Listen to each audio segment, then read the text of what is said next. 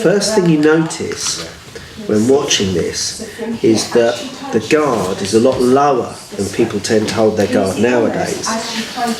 Nowadays the boxing style tends to be hands kept very close, tucked in.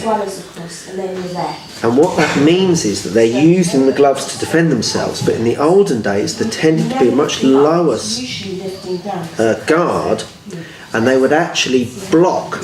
You can actually see them blocking rather than just covering, which is very different. But they would actually see the punch coming and actively try and move it out of the way. Whereas nowadays, most of the boxing tends to be covering up and letting the punches glance off the gloves or the arms. But there's not really any effort made to actually block.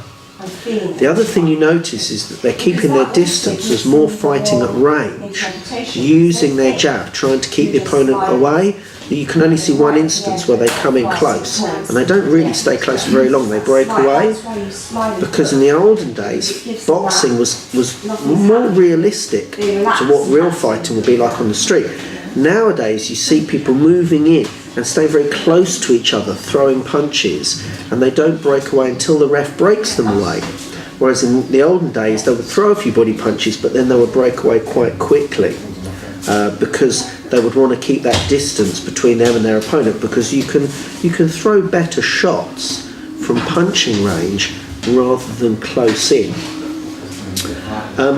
Other than that, there's not really, people think there's a colossal amount of difference between what people do now to what people used to do. But of course, the human body is the human body, so punching is the same. The footwork's quite similar. These guys are lightweights, or at least they're middleweight or less, so they're very light on their feet. There's a lot of bouncing around and moving. They're quite fast with their hand movements. But I think the main thing is they do have their hands quite low. But you see, that could be that this is an amateur fight rather than a professional fight, and it might just be a lack of skill. And also, I'm not sure what round this is, so they might be quite tired, which has caused the hands to drop. If you watch professional boxing, then there is a real propensity to keep those arms up and guard. You see, boxing has evolved over the years, and it is a science. So things obviously have become more skilled, but they've become more skilled within the boxing arena. So they're trying to learn how to fight within the guidelines of what boxing allows, which is purely punching. So you don't look at grappling or kicking or anything like that. So, and also you've got those great big gloves on.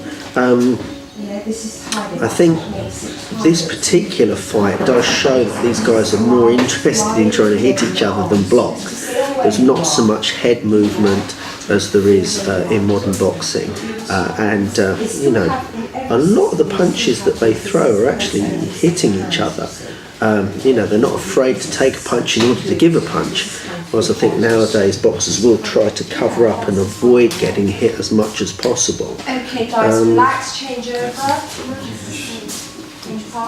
I think, you see, one of the guys has got ABC on his back, which indicates amateur boxing club. So I would say these guys are probably amateur boxers. But it's interesting, with those days, amateur boxers would just have the gloves on, whereas nowadays they have to have head guards and so on and so forth.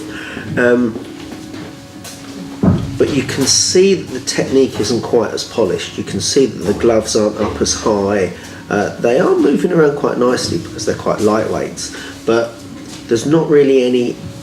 You can't really see any real attempt at defence as much as I would like. I mean, if I was these guys' coach, I would say you're being too aggressive, you're trying to land the big punch, but you're not blocking enough. But if it's an amateur fight, it's probably only 3 or 4 rounds, so they don't have that time. Modern boxing match, especially professional, will be 8 to 12 rounds. You've got more time to work your way in. If you've only got 3 rounds, then you have to get in there pretty quick to try and make your mark. But other than that, they look pretty in good shape. Diet has improved. Boxers in the olden days, even heavyweights, tend to have leaner physiques. If you look at even Muhammad Ali and Henry Cooper and a lot of the old style heavyweights, they were big, but they were lean. But a lot of the guys now, you know, like Tyson and Lennox Lewis, I mean, they look like bodybuilders, you know, they really bulked up because they want that one punch. I think sometimes the older boxers were actually, you know, just as fit as the guys nowadays because they were leaner. You know, they would focus on being lean. You know, from that short bit of footage, it doesn't look like one guy's particularly that much better than the other. But you can see that boxing has evolved into trying not to get hit quite so much with the guard being higher. They would have done less weight training and strength training. They would have done a lot of running, they would have done a lot of sparring and a lot of hitting the pads. But they wouldn't have done as much weight training and strength conditioning. Because in those days they believed that muscle slowed you down. But nowadays that myth has pretty much been dispelled. You know, as long as you have a well-rounded training routine, if you've got a little bit more muscle, you know, muscle is going to be better for you than fat at the end of the day.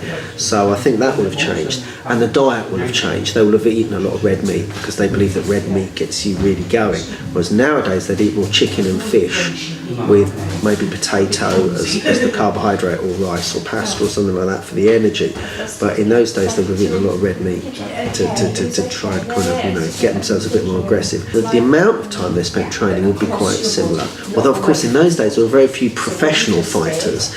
What I mean by that is that they actually made all of their money out of fighting. There might be professional fighters in that they would get paid to fight, but you can bet your bottom dollar they'd have other jobs as well. They'd be a workman or whatever.